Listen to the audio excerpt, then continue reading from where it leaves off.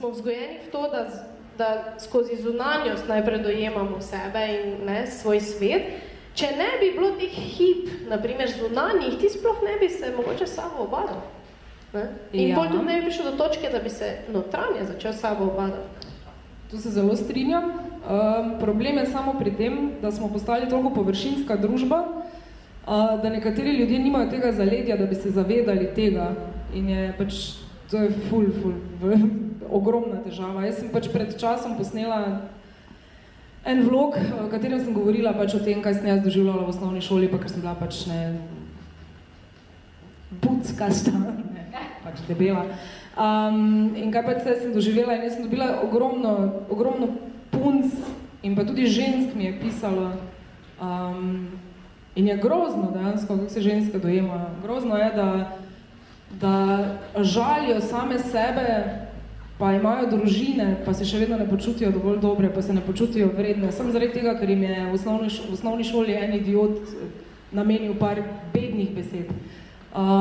In jaz imam ekstremno srečo v svojem življenju, ker jaz imam, ne vem, jaz sem imela super 2 babici, jaz imam super mamico, ja. Jaz imam močne ženske v svojem življenju, ki so mi pokazali, da to niso najbolj pomembne stvari. Eni tega nimajo, ne? Eni imajo samo Instagram pa lajke, pa Facebook pa lajke, pa ono pa lajke, pa tam pa lajke, ne? In ni cool več, ne? Postali smo ekstremno neprijetna družba, ki samo potem še sodi ljudi po zunanjosti. In to so v bistvu zelo težke zadeve, sploh za mlade punce, ki odrastejo v ženske, ki nikoli ne živele življenja na polno, samo zaradi tega, ker jim je enkrat nekdo nekaj rekel. Mislim, to so meni osebno zelo tragične zadeve. No. To je res zelo tragično. In pač super je, če si tak človek, da znaš iz tega nekaj narediti, je pa lahko ekstremna tragedija, če si pač nisi temu dorasel. Oziroma, če nimaš ob sebi nekih ljudi, ali pa če ti en zdravnik ne razloži, kaj je v bistvu stav. Zakaj to govorim, kaj sem se prestala. Jaz vam moram pač moj trebuh pokazati. To je moj trebuh po nosečnosti 2 leti. Ta trebuh je takšen noseč, nisem noseča in nimam prebavnih težav. Ampak ta trebuh pač je ostal tak. In zakaj? Ker v našem svetu obstaja diastaza rectusu. Kdo je že slišal za to? Dobro, da zdaj, ja, pravočasno. Namreč diastaza rectusu je razmik trebušnih mišic. Ko ženska zanosi, predno zanosi so trebušne mišice v trebuhu tako in potem zraste otrok in grejo te trebušne mišice narazen, tu ven zraste otrok, pol rodiš, gre otrok tja, trebušne mišice pa v bistvu potem bi naj šle spet skupaj. No? Pri meni so prišle do sem in so se tu ustavili. In to v bistvu jaz povedala nisem. In jaz sem že prej imela recimo najbolj ta del telesa, ki se ga silim ljubiti moj trebuh. In že prej sem imela, ker imamo pač familije, hvala familija, ta trebušček tu, in zdaj imam pa že tu, se začne, in zdaj sem pač vedno noseča. In to, najviše pa je to, da se to ne da odpraviti drugače kot z operacijo ali pa z enimi ampak res tečnimi vajami. Niso tako naporne, kako so tečne. In moraš jih delati na 6 mesecev. Tako da, jaz sem tudi začela v enem trenutku razmišljati, ko sem se tako gledala gola gola v ogledalo, ne vem, v enem trenutku sem kar začela čutiti, da namesto nisem več čutila to kot nekaj grdega, ampak sem začela čutiti v bistvu eno vrednost skozi to. Vrednost, da sem mama, da je ta v bistvu trebuh, v tem trebuhu je nastalo življenje mojega otroka. In ta trebuh je pač zdaj spomin, pravzaprav, spomin. In je v bistvu lep, ne kot samo kot trebuh, mi še vedno ni tak lep, da če zdaj pač izrežem samo trebuh. Ampak celota, moje telo je postalo ženstveno v bistvu skozi to. In ima eno zgodbo. In tak sem se jaz v bistvu ker začutila sem to, in to sem zdaj mogla deliti z vami.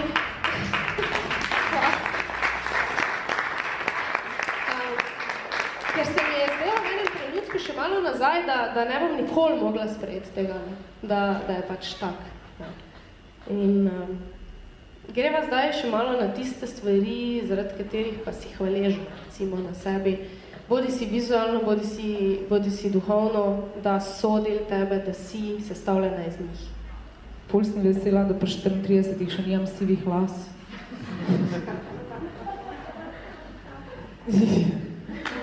Hvala, ja, to njena ganljiva izpoved po moji sivi lasi, res super, ja, to si je aplauz zaslužil.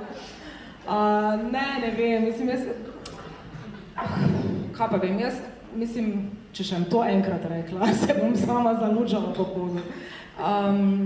Najbolj hvaležna sem verjetno zato, da sem čez leta postala človek, na katerega sem dejansko ponosna. Ne, dejansko Jana. Postala sem človek, da sem iskrena, predvsem do sebe, da sem odkrita in to se mi zdi, da me pač življenje me je pripeljalo do tega, da se mi več fucking ne da. Ne da se mi ukvarjati z ljudmi, ki lažejo, ne da se mi ukvarjati z ljudmi, ki živijo v nekem svojem svetu z nekimi površinskimi zadevami, ne da se mi. Jaz sem ugotovila, da se mi več ne da, sem doživela ono, o moj bog, kak je lahko fajn. Pa tudi, če sem doma s svojim pesom pod božično drevo, pa sem iskrena do sebe, sem tam rajši kot kjerkoli druge na svetu. In ponosna sem na sebe, da to ohranjam in da se ne prodam. Vse te stvari se zato ravno izpravim, da te stvari, karkoli slabega se ti v življenju zgodi, pa karkoli moraš čez od nekih poslovnih in zasebnih zadev, vse skupaj, če znaš vsem tem najti vsaj eno lekcijo za sebe, pa za milimeter premakniti to, kaj ti drugače dela nesrečnega, s ogromno naredil. To ne rabijo biti dramatične in radikalne spremembe. Mislim, to so lahko res korak za korakom, ker je življenje je včasih tako fucking naporno in si ga takega še delamo in otežujemo dodatno in je res, sam sebe res se moraš poslušati. To so vse tiste floskole, ko jih čuješ tekom življenja, ampak res si moraš časih sam vzeti malo za sebe, pa res si reči, pizda pa, mislim, ne vem, me ta odnos res osrečuje, hočem tu biti, mislim. Sem to jaz. Ja, sem to jaz, ali je to nekdo, ki sem jaz kdaj hotel biti, mislim, to so deep shit vprašanja, včasih si jih je treba zastaviti. No. Ja, ampak bolje pa spet vprašanje, mislim, problem, da pridemo do tega, da si ljudje, ne samo, mislim, tudi če si postavijo to vprašanje, da je to vprašanje lahko tako včasih abstraktno za enega dejanskega človeka, da je kar malo, ja, shit, bolj, ne. Tako da, tu pa se mi zdi, da je problem predvsem ta, sploh pri ženskah, perfekcionizem. Ne? Mi smo zelo nagnjeni k temu perfekcionizmu, ki pa spet izvira iz te nesigurnosti, iz tega občutka, da moraš imeti vse pod nadzorom. Nekako, po mojem, smo se skozi bolečine iz preteklih izkušenj naučile, da če nimaš pod nadzorom, boš ranjena, kar itak ni res, ker če imaš, pa nimaš, boš ranjena, ker moraš biti ranjena skozi življenje, ampak fora je v tem, da živimo v eni iluziji, da mi lahko nadzorujemo stvari in potem avtomatično tudi tako živimo, ne? In z nekim perfekcionizmom iščemo srečo. In tu je tudi kar veliki problem potem biti ti, ne?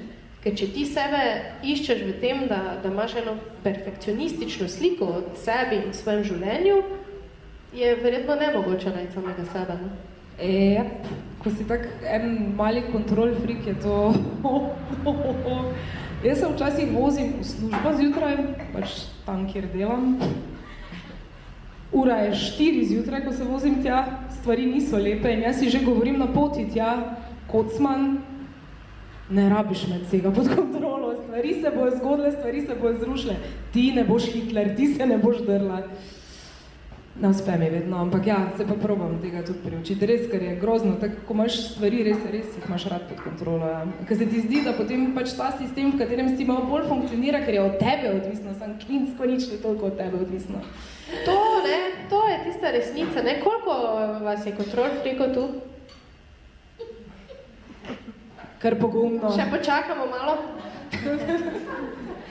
Ja, ker samo to ni spet ni tak čist krivda, ne? To spet ni tisto, jaz bom pa kontrol freak, ne? To preprosto se mi zdi, da da če kot deklica odraščamo v svetu, ki nam ves čas sporoča, da nismo dovolj dobre skozi medije, skozi oglase, vedno si lahko lepša, vedno si lahko pametnejša, pol pa še tisti pač feministični vzgib, ne, da pač ti moreš biti samostojna, neodvisna, moreš se boriti za svoje pravice in tak naprej. Vsi ti ekstremi nas v bistvu pripeljajo do tega, da itak občutiš, da jaz pa vsega tega, kar v bistvu okolje od mene zahteva, sploh ne morem handlati. In iz tega izvira v bistvu kontrol freakerstvo, da ti skušaš grabiti po nadzoru, čeprav ga nimaš.